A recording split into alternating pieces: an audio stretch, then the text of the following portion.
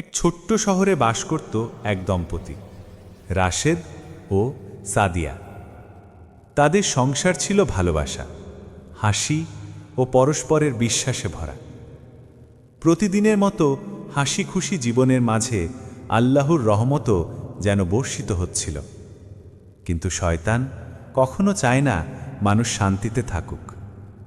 সেই নীরবে এসে ঢুকে পড়ে তাদের মন মানসিকতায়, তুচ্ছ বিষয়কে বড় করে দেখিয়ে দেয়, মায়া মমতার জায়গায় আনে রাগ, অহংকার আর সন্দেহ। একদিন এক সামান্য বিষয়ে তর্ক লেগে গেল তাদের মধ্যে। রাগে মুখ লাল হয়ে উঠল রাশেদের, আর অভিমানে নীরব হয়ে গেল সাদিয়া।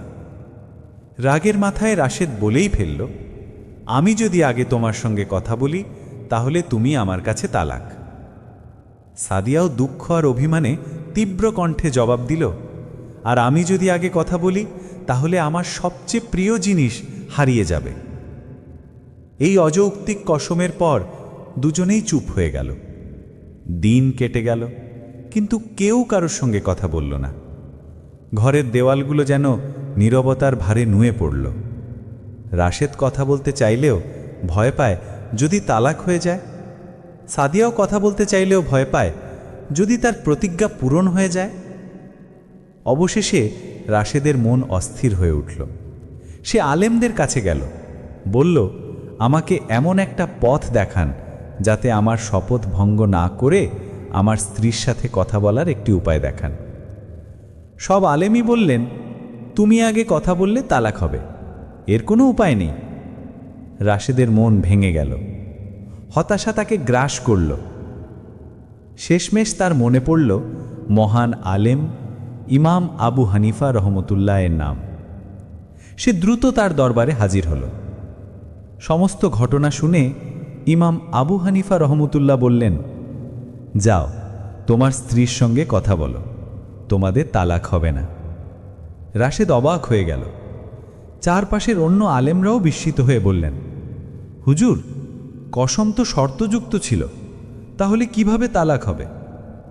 ইমাম আবু হানিফা রহমতুল্লাহ শান্তভাবে ব্যাখ্যা করলেন, স্বামী যখন কসম খেল তখন স্ত্রীও সঙ্গে সঙ্গে কথা বলল, তাই স্ত্রীর মুখ থেকে শব্দ বের হয়ে যাচ্ছে আগে। এখন যদি স্বামী কথা বলে সেটার স্ত্রীর আগে নয়, বরং পরে, তাই তালাকও কার্যকর হবে না। সবাই স্তব্ধ হয়ে গেল ইমাম সাহেবের সেই গভীর প্রজ্ঞা শুনে। তার জ্ঞানের সামনে তারা মাথা নত করল। রাশেদ আনন্দে কেঁদে ফেলল। তার ঘরে আবার আলো ফিরে এলো, হাসি ফিরে এলো, ভালোবাসা ফিরে এলো। আর শয়তানও পরাজিত হল জ্ঞান ও ধৈর্যের সামনে।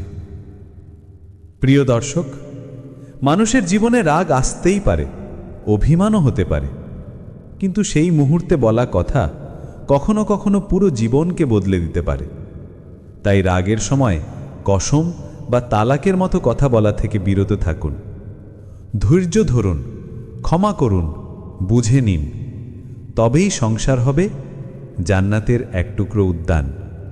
আল্লাহ আমাদের সবাইকে দাম্পত্য জীবনে শান্তি ও প্রজ্ঞা দান করুন, আমিন।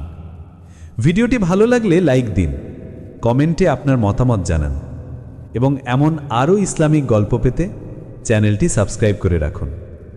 দেখা হবে ইনশাআল্লাহ নতুন গল্পে। আল্লাহ হাফেজ।